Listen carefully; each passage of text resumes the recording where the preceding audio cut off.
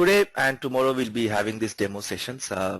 Since most of you are new to SAP, today I'll be spending some time in explaining what is this SAP all about. And since this training is about ABAP, we'll try to understand the role of an ABAP consultant, what exactly we do as an ABAP consultant, and then it's just a high-level overview, nothing technical.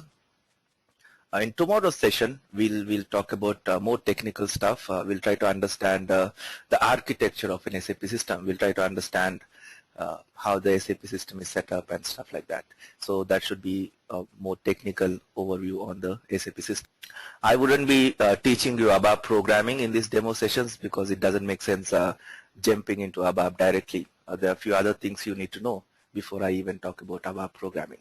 So how do we interact today? On your interface, you see a few options. One of them is to raise your hand. Your microphone is on mute by default. So anytime you have questions, you can click on that raise hand button and I'll unmute your microphone and take your questions. Okay. So please keep the session interactive. Ask as many questions as you want.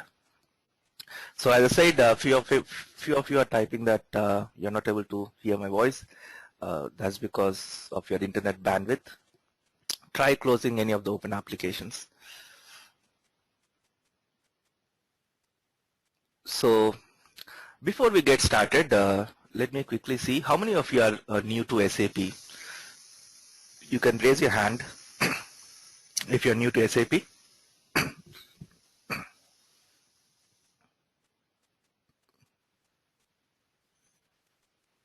Okay. And those who do not have a microphone, you can use the chat option also to type your questions. But those who have a working microphone, please raise your hand anytime you have a question so that others can also hear what you're asking.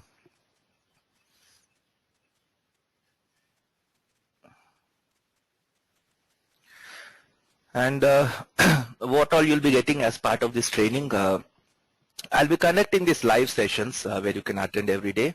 Apart from that, you'll also get access to all the recorded sessions. So you can go through those recorded sessions also. So that really helps you to understand the topic better. Even if you miss a session in between, or if you lose your concentration, you don't follow something, you can always check out the recording of that particular topic, and you can listen to that recording as many times as you want, and that really helps you to understand the concept better. So once you enroll, you'll get access to my website, which I'll be showing you at the end of the class, and you can log into the website to access the recorded sessions, the course material. There are quite a few articles on each topic that we are going to discuss, so which you can read. There's some material which you can download, and we also have an e-learning module where you can go through the articles, the recorded sessions, work on the assignments that I give, and then finally take one weekly test just to test your progress. So all this I'll be showing you at the end of this session. And any other questions you may have, like about your qualifications, stuff like that, we'll discuss that at the end of the class. Because I have people joining from different countries, so for somebody it could be too early, or for somebody it could be too late in the night. So let's get started with the session, and at the end of this class I would take all your questions. And during this session, anytime you have any questions relevant to the topic we are discussing, simply raise your hand and I'll take Padma Kumar. Yes. Do we get access to the labs if you wanted Yes. practice? How do we do that? You'll be provided the access. So as I said, at the end of the session I'll be telling you all that. Okay, great. Thanks. Okay. Anil?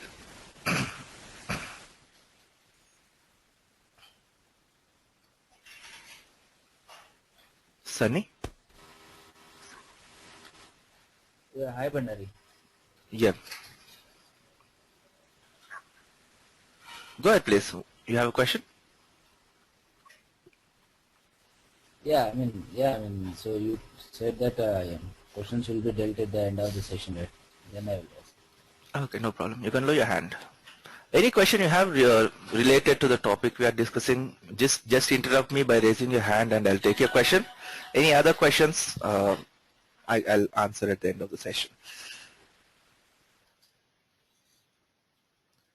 Fine then, so let's get started with today's session. So, since many are new to SAP, I'll start with explaining what is ERP. SAP is an ERP product, so let's quickly understand what is this ERP architecture, and then we'll move on to understand the role of an ABAP consultant, what exactly we do as an ABAP consultant in an organization, right? So, as I said, anytime you have any questions, simply raise your hand and I'll take your questions. So, anyone would quickly like to tell me what is this ERP, what do you understand by ERP? Those who are already into SAP or working in an ERP product would like to try? What do you understand by ERP? Question? Enterprise resource planning. Okay, what exactly that means? The resources of the enterprise has to be planned ahead. Okay. Let me ask someone else. Srinivas? Yeah, this is ERP enterprise resource planning, right? Yes. So what do you understand by that? Any enterprise can use this application to get their problems solved Okay. in corporate sections. Mm-hmm. Okay. Sunny?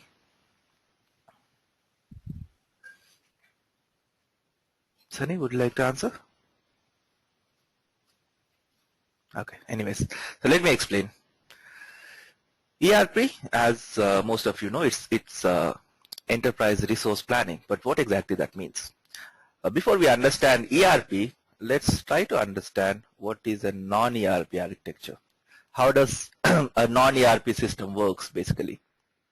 We all know that every organization will have different departments and each department has a specific role to play in running our business, right? So if you look at this on the screen, I have different departments. So to understand this concept of ERP, let's assume I have a company. I run this company wherein my business is to sell laptop computers. So to run this business, I have different departments. So let's say in my company I have sales departments, I have this materials department, I have the production department, and I have this finance department, right? So my business is to sell laptop computers.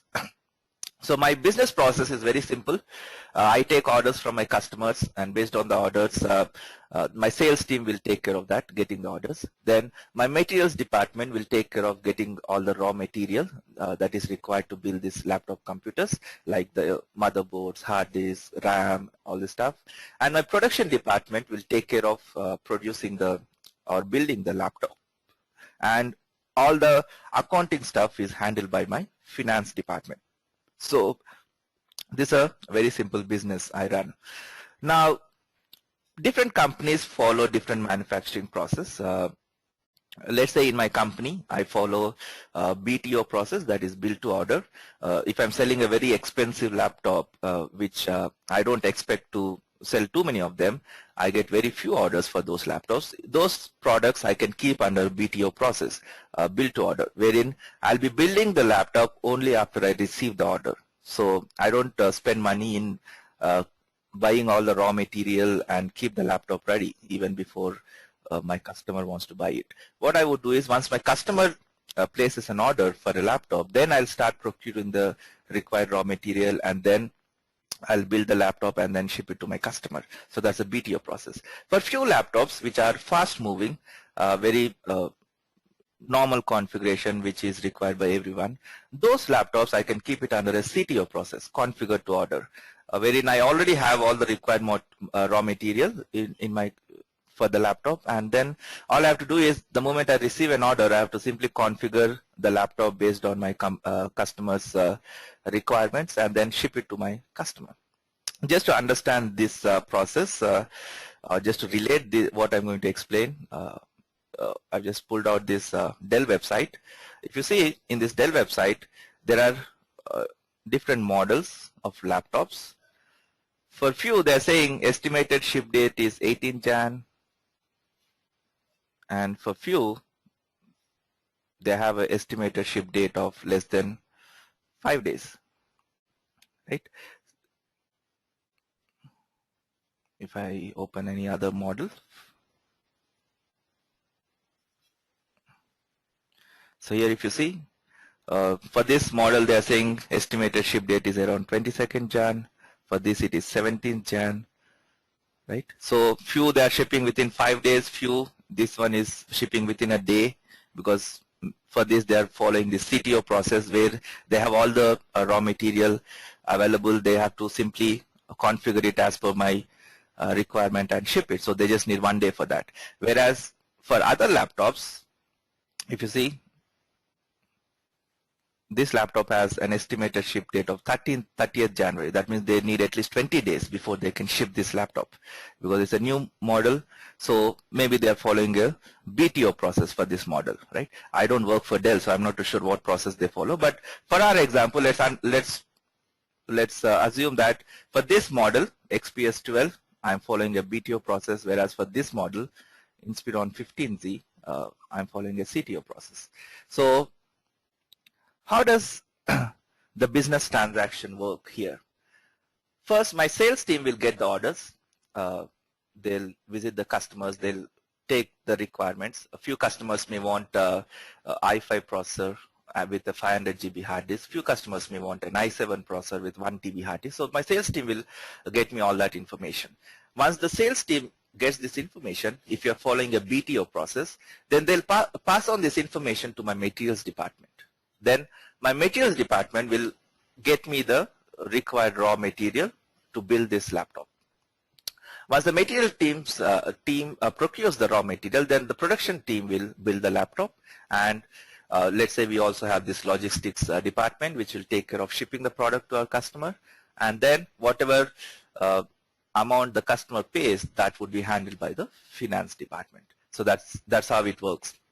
And as you can see on the screen, in non-ERP setup, every department is connected to their own database. That means if the sales guy is creating a sales order to capture the order information, then that information is saved in his database, in the sales database. The same way when the materials team procures the raw material, all the material information will be saved in their database, the materials department database. This production people, once they start building the laptop, whatever information they capture, that would be available in the production department's database. So as you can see, every department is connected to their own database. So that's a non-ERP setup. In ERP setup, all the departments are connected to the same database. Now what's the big deal if your departments are connected to the same database, or if they are connected to different database? What happens? So let's try to understand what issues we face in a non-ERP setup. Now, my sales guy gets me the orders. This order information, when he creates a sales order, for example, let's say he's using this application. This is your SAP screen. I'll be explaining you how to use the SAP system, how to navigate all this later. For the timing, just try to understand the concept. So let's say this is my sales order. So let's say the sales department, the sales guy will be using an application to create a sales order, one software. This software can access the data available only in the sales department, right? So he'll be using this, something like this, to create a sales order. So what issues do we face if you are using a non-ERP setup? Couple of things here. One thing is the data is not exchanged in real time. Now, if I say taking the order from taking the order to delivering the product to the customer as one business transaction, then each business transaction typically involves multiple departments, right? And all these departments have to exchange some data between them. So in a non-ERP setup, since one department cannot access the data of another department, they have to depend on the manual process. So the moment the sales guy gets the order information, the materials team cannot act on that information unless the sales guy sends this information to the materials department. So you can capture all the order details, and let's say you can mail the materials department about this, and then the materials department can act on that data. Right? Now, first issue is the data is not exchanged in real time. What that means is, for example, if I'm following a CTO process, configure to order process, then the sales guy has to, before he can take an order, he has to check whether that material is available or not. Only then he can take the order. Now, since he has access only to the sales database, he cannot validate whether a particular material is available in stock or not, because this information is stored in the materials database, right? So what he has to do, every time before taking the order, he has to call the materials guy and ask them whether this particular material is available or whether you can take the order for that material, right? So you need to manually check with them. Now, you may say, instead of calling the materials department every time, why can't the materials department send a list of materials available every day in the morning so that the material sales guy can easily verify whether a particular material is available or not? Even in that case, you would have problems. For example, let's say I have two sales people trying to get me orders, and this materials department consolidates all the material information availability and sends the salespeople a mail in the morning saying that this is the availability of materials. Now, let's say the materials department says we have 50 motherboards available. That means you can take orders for 50 laptops. Now, I have two sales guys trying to take the orders, and in the morning 9 a.m. one sales guy already gets me orders for 50 laptops, right? The second sales guy is trying to take an order at 2 p.m. in the afternoon. Now, can he depend on the data that was sent in the morning? Because in the morning he has received a mail saying that there are 50 motherboards available. But meanwhile, the other sales guy has already got the orders for 50 laptops, so those materials are consumed. There are no more motherboards available. So you cannot depend on that data. Again, you need to check with the materials guy for the latest information. So the data is not exchanged in real time between these departments. So that's one issue.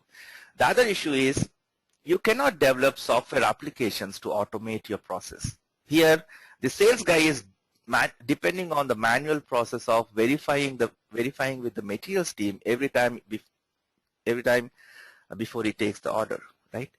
So in an ERP setup, what I can do is, since my applications can access data across the departments, I can simply develop an application like this. For example, here this is an application to create a sales order. The moment I enter the material number in this order and hit enter, this application in a non-ERP setup, this application can access the data available only in the sales department. So it can only validate that information. It cannot validate the material related information, right?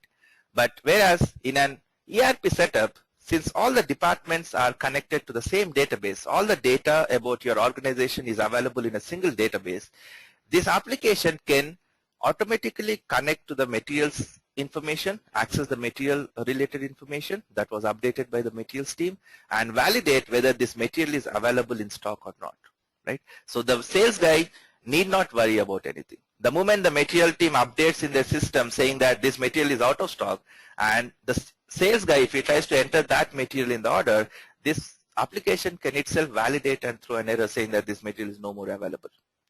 The same way, if you look at the simple thing like providing the estimated delivery time, as we saw in the Dell website.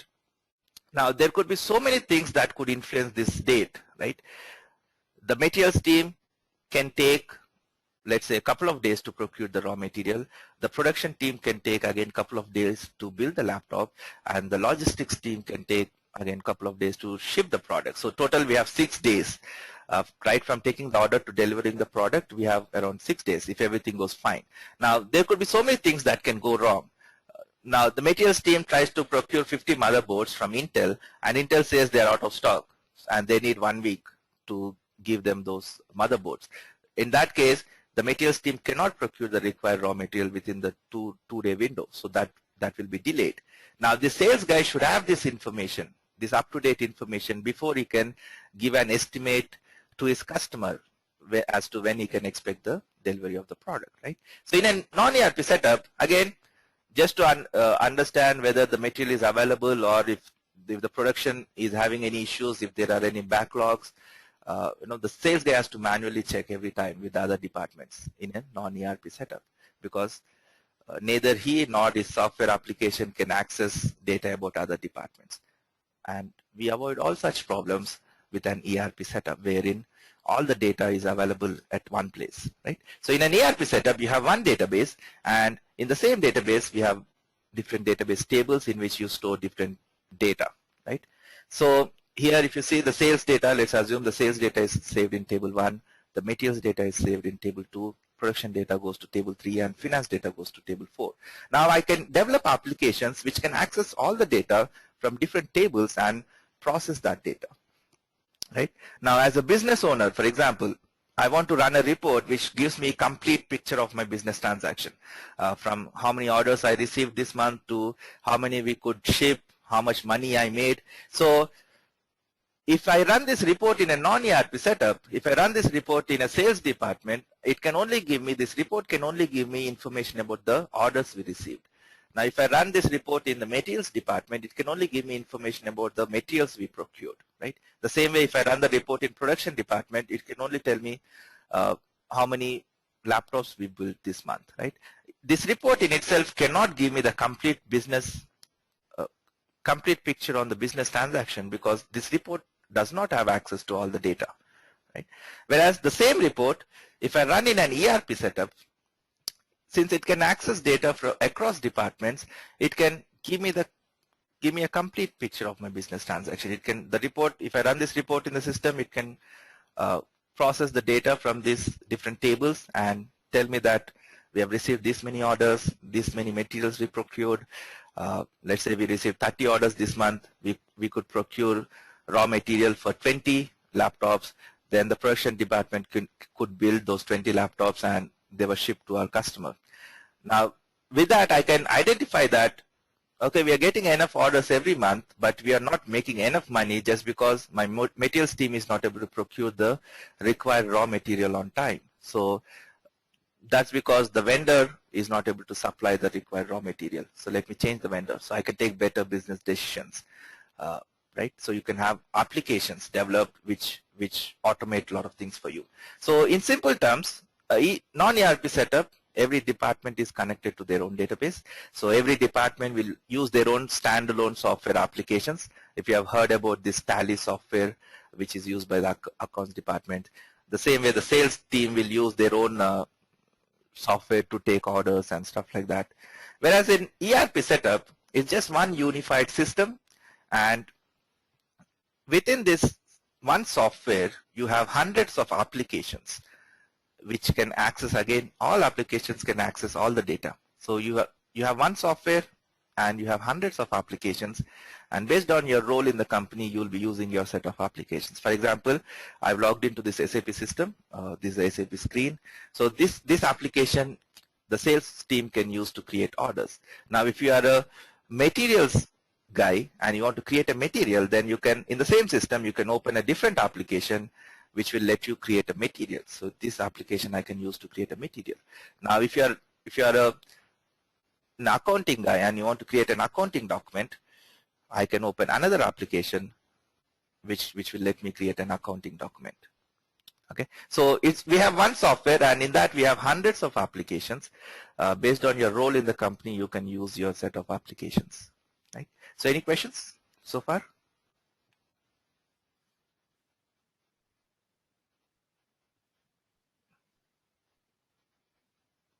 Bhasha?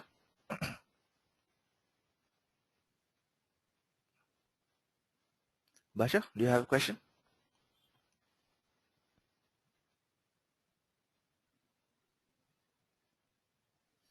Okay. Srinivas, Sunny, if you don't have a question, please lower your hand. Kishore? Hi, Kiran. Yeah. This is Kishore. I have a question. Like, you mentioned different applications on single platform. I mean, can I assume like is it a single database contains different tables, or a single platform contains different databases? You have And one which one single is- database. You have one single database, and in that database you have hundreds of tables. For example, if I open a table for you to see, this I have one table called Mara, in which I store all the material data. Okay. I have another table called, let's say, VBRK. In this table, I'll store all the invoice billing document details. Right. Okay. So I have another table, let's say EKKO. In this table, I'll store all the purchase order related details, purchasing document Okay. data. So we have one database, and you have hundreds of tables, and we store this data in different tables. Now, if I develop a program, if I want to access the purchase order details, then I can query this table to get the purchase order related data. And then if at the same time, if I want to access the billing document data also, then I can query that table in which I'm storing the billing document details, and I can get the billing document details. So your program will have access to all these tables in the database. Okay. So different tables are tied together in a single database. Is Yes, that a correct yes. statement? Yeah, it's just we have one database and you have hundreds of database tables. Okay. Yeah. Thanks, Kiran. Okay. Kaushik? Hello? Yeah. Hello. Good. So one thing I would like to know is, in this ABAP module, all we have to do is we have to make code so that we can make this application run on hold. I'll be telling you what exactly we do as an Okay. ABAP consultant. Okay, okay. Okay. Fine. Sunny?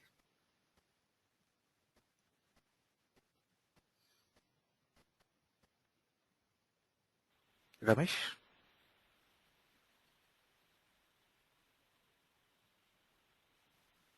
Okay. So that's about ERP, a basic difference between an ERP setup and a non-ERP setup. Now, as you say, there are quite a few advantages of using an ERP system. And if you're a big organization, if you're a multinational organization, MNCs, where you're doing your business across the globe, then you cannot manage your business if you're not using an ERP system. Right? So these days, most of the companies use an ERP system, and SAP is an ERP product. It's an ERP software. So like SAP, we have other ERP products also, but SAP is the market leader in ERP. So since most of the companies will be using an ERP system, so they have to use one ERP software to do their business. So since this training is about SAP, let's try to understand how it is in SAP, right? So in SAP, we have different modules. We have functional modules and we have technical modules. So every department, you can relate that to a one functional module. For example, you have HR department in your organization, so we call it HR module in SAP. The same way, for sales, we have SD module. For MM, we have MM module, materials management. We have production planning. We have finance. We have warehouse management. So there are quite a few functional modules. So every department translates to one module in SAP. So that's the functional module. And we also have technical modules like ABAP, Basis. All these are your technical modules in SAP, which has to do with the technical aspects of SAP, nothing functional. So in functional, we have these different modules: FI, CO, HR, SD, MM, PM, PP, and there are a lot of modules. So as I said, every department translates to one functional module in SAP. Now, based on your role in the company, for example, if you are working in the company as an HR executive, you'll be using all the HR module related applications, HR module related tables and stuff like that. Now, we also have these technical modules: Basis, ABAP, BI, BW, XI, PI, Enterprise Portal. So all these are your technical modules. For example, if you're trying to log in to the SAP system and you're facing some issues, or the SAP system is too slow, you're trying to open an application and it's taking half an hour to open the application. So you're facing some issues with the SAP system. Then this Basis consultant will take care of fixing those problems. His role is to maintain the SAP system. So that's the basis job. Or if you join an organization, somebody has to create a user ID password for you to log into the SAP system, right? So this basis guy will do all that for you. Now ABAP is a programming language we use in SAP to develop applications in SAP. So if your end user, the person who's using this SAP system to do his day-to-day work in the organization, if he says, I want a new report, I want to see this information, we don't have anything for that, I want somebody to develop me a new report which I can run to get this information, then as an ABAP developer, we'll be developing those programs. So our role is to develop and customize applications. So I'll be talking about that in detail in a while. The same way we have BI, BW, business intelligence, wherein if you want to process huge data and make some sense out of that data, you can use this BI module for that. Then if you have too many systems and you want to push data from one system to the other system, you want to integrate different systems with your SAP system, we have this XIPI for that. So it's more about integrating different systems and pushing data from one system to the other. Then if you want to develop web applications, then we have this enterprise portal. So the portal is, EP is one module in SAP where you can use Java to develop your web applications.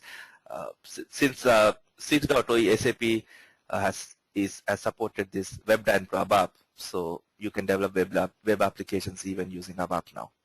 So we no more need this portal. So talking about the different types of users in SAP, we have three types of users basically. We have end users, we have functional consultants, and we have technical consultants. End users are people who are the actual workers in your organization. For example, if you are working as a sales representative in the company, then you'll be using the SAP system to take your orders and stuff like that. So to do your day-to-day job, you'll be using the SAP system, either to take orders or create invoices, anything like that. So you are the end user, the person who's actually working in the company to do the business. He'll be using the SAP system to carry out his day-to-day activities. So if you are a HR manager and you want to see the salary of one employee, then you'll be using one application to do that. So you are the end user, HR executive. So those are the end users. So those are the people who will be actually using the SAP system in the production environment. Then we have functional consultants, people who have good understanding of these functional modules can become a functional consultant. For example, let's say you worked as an HR executive in one company for 5 years or 8 years. You understand the HR process well. You understand how the payroll is done. You understand how the benefits are calculated. You understand how leave management works. So you are familiar with all the HR process. So with that knowledge, you can learn HR functional in SAP and become a functional consultant in SAP. I'll be telling you the role of a functional consultant. Then we have technical consultants, people who have good understanding of these technical modules, be it ABAP, BASIS, BI, BW, XIPI, they can become technical consultants. So if you're learning this course, if you're doing this course to learn ABAP, then you'll be becoming an ABAP consultant, which is a technical module. So you'll be a technical consultant in SAP, right? So for example, if the user is trying to do something and he's facing an issue, now he says, while doing the MRP run, I'm facing this issue. As a technical consultant, as an ABAP consultant, you'll be the one who will be fixing that issue. But if the user says, while doing the MRP run, I'm facing this issue, you won't understand what exactly he means by that, right? Because you are a purely technical consultant. You only understand the technical aspects of SAP. You don't understand the functional aspects, right? So as a technical consultant, I cannot interact with my end user directly because I won't be having the required business knowledge to understand what they are trying to tell me. Right? So we have these functional consultants who have a very good understanding of the business process, and they also have good understanding of the SAP system. So if the end user tells this functional consultant saying that while doing the MRP run, I'm facing this issue, since this functional consultant also understands the business, he understands what is this MRP run is and what exactly the issue this end user is facing. So this functional consultant will understand what the business needs, what the user needs, and then he'll try to explain that same requirement in more technical terms to the technical consultant, saying that, for example, if the user is saying, while doing the MRP run, I'm facing this issue. Then the functional consultant, the same information will pass on to the ABAP consultant, saying that what the user means is while he's running this application with this data, some data is not getting updated in this particular table, so kindly check this and make sure this data gets updated in this table. So he'll be explaining me that requirement in more technical terms, so I can understand it better. So as a technical consultant, as a pure technical consultant, we really don't need to understand business, because we always have these functional consultants who will explain us what the business needs, right? But as a functional consultant, you need to understand business. If you don't understand business, you cannot understand what the user is trying to tell you. So that's why to become a functional consultant, you should have some good domain experience. Whereas to become a technical consultant, you don't really need any domain experience, right? You should be technically sound. So you should know how to develop applications, how to fix problems, all these things. All the business terminology, if you don't understand, you can always ask your functional consultants to explain you what exactly they mean by that, right? So that's why many people get misguided. To get a job in SAP, you should have some experience. To get a job in SAP as a functional consultant, you need to have some experience. Without experience, you cannot become a functional consultant. But to become a technical consultant, you really don't need to have any prior experience as such. It's not mandatory. You can be a technical consultant without any domain knowledge also. But you should be technically sound. Right? So these are the different types of users. We also have another category called techno-functional consultants, a person who has good understanding of the technical aspects of SAP as well as the functional aspects can become a techno-functional consultant. For example, you are working as an ABAP consultant, which is a technical module. Let's say you work for 3 to 4 years as an ABAP consultant. Then you can pick up any of the functional modules. You can learn any of these functional modules. When you work as an ABAP consultant, since you'll be working on these applications which are used by the business to do their day-to-day activities, you'll be gaining a lot of business knowledge in that process. You'll be understanding different business terminology, what exactly things are set, how things work, what's the relationship between a purchase order, a sales order, a billing document. So you'll be getting all this business knowledge once you start working as an ABAP consultant. So after spending 3-4 years, once you gain sufficient business knowledge, you can learn any of the functional modules. For example, you can learn SD functional module, and then since now you know the technical aspect as well as the functional aspects, you can become a techno-functional consultant, right? So the same way, a functional consultant can learn ABAP and become a techno-functional consultant. So a person who knows both the technical and the functional parts, we call them techno-functional consultants. And these days the demand is more for techno-functional consultants, because one guy can do both the jobs, right? Otherwise, the company has to recruit a separate functional consultant and a separate technical consultant. So if you know both, then they can just recruit one person and get the job done, right? So that's another option. Now coming to the role of an ABAP consultant. So since this training is more about ABAP, let's try to understand what exactly we do as an ABAP consultant. So before we understand the role of an ABAP consultant, let's try to understand what this SAP system is all about.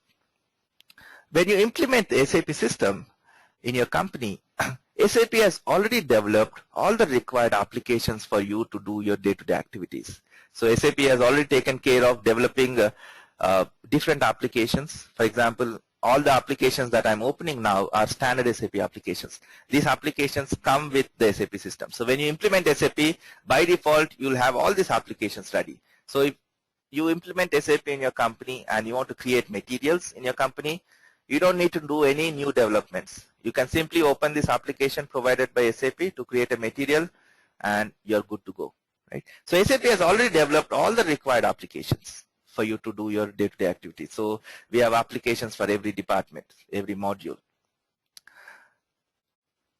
So the SAP software is standard business software that needs to be adapted to company specific requirements when it is implemented. The process of adapting the software is known as customizing. Now I said SAP has already provided you all the applications that you need to run your business, right? So for example, if I want to create a material, I can simply use this application to create a material. I'll select few options here.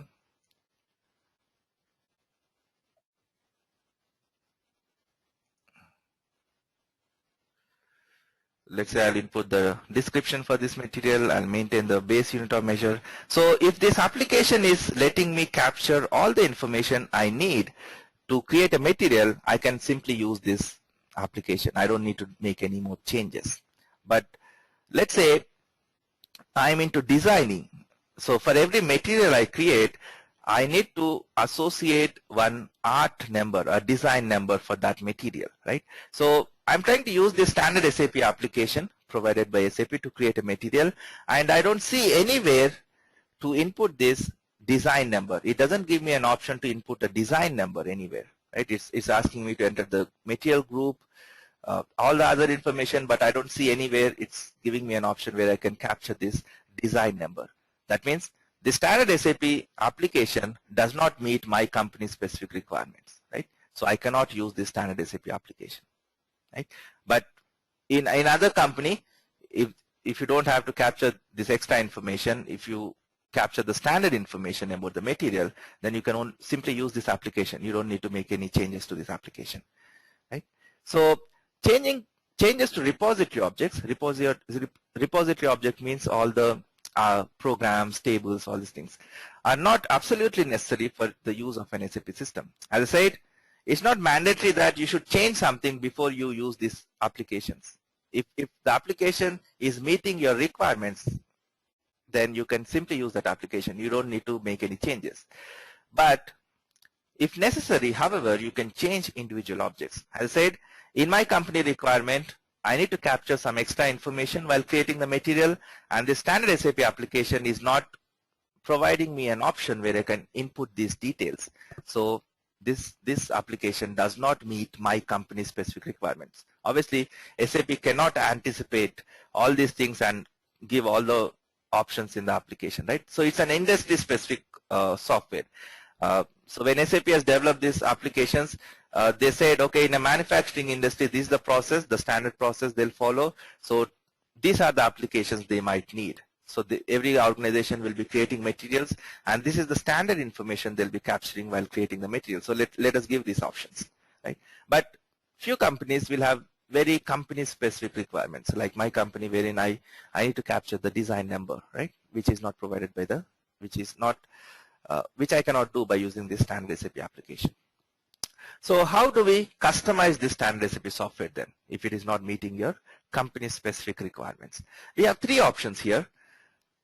Changes or extensions to the repository are possible in a variety of ways. You can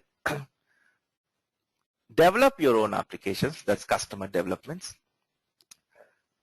You can enhance the standard SAP applications that we call customer enhancements, or you can simply modify the standard SAP application.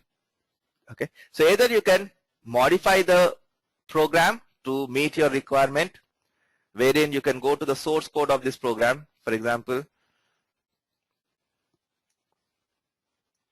this is the program for that application. So I can go to the source code of this program and I can simply change it. I can change the source code, right? So they're calling something here. So I can directly go to change mode and edit this code to capture that extra information, the design number. So that we call modification, where you're modifying the standard SAP program provided by SAP. So SAP lets you modify their programs. So once you implement SAP, you can modify if you want to. There's no restriction. All you have to do is enter the access code and you're good to modify the program. So one option is to modify the standard SAP program provided by SAP to meet your company specific requirement. That is modifications. The other option is customer enhancements. Without modifying the program, without modifying the source code of the program, I can still get the functionality I need by using these customer enhancements. So we call it enhancement techniques. So there are different enhancement techniques we can use to enhance the standard SAP application to meet your company specific requirements. So that's enhancement. Now, these enhancements are available only if SAP has anticipated and provided some openings in the code where you can add your own code, right? So if SAP has not anticipated, then obviously there won't be any enhancements available for you to implement. In that case, and if you don't want to modify, you can also develop your own applications. So if you feel what is provided by SAP is not meeting your requirement, or you have some requirement for which SAP has not provided any applications for that specific requirement, then you can develop your own applications also, right? So how do we customize standard SAP program? We can develop our own applications, or we can enhance the existing applications, or we can modify the existing applications. These are the three options we have. And to do this, you need an ABAP consultant. You need somebody, all these applications are developed using ABAP programming language. So you need somebody who understands ABAP programming language so that he can either customize the standard SAP applications or modify them or develop new applications. So that's what your role is as an ABAP consultant. So when you join a company as an ABAP consultant, so you'll be working on either some new developments, you'll be developing new applications, or you'll be enhancing the standard SAP applications, or you'll be modifying. Right? So which one do you think we'll prefer doing? If my user says, I'm using this MM01 application to create materials, but it doesn't let me capture this extra information that I want to capture, so I'm not able to use this transaction to create a material, then the first thing I look for is, are there any enhancements available to enhance this application? If there are any enhancements available, I'll try to implement them to capture that extra information. If there are no enhancements available, then you can modify, but problem with modification is your code will be overwritten when you upgrade your system. So I'll be showing you how this modification and enhancement concept works. For example,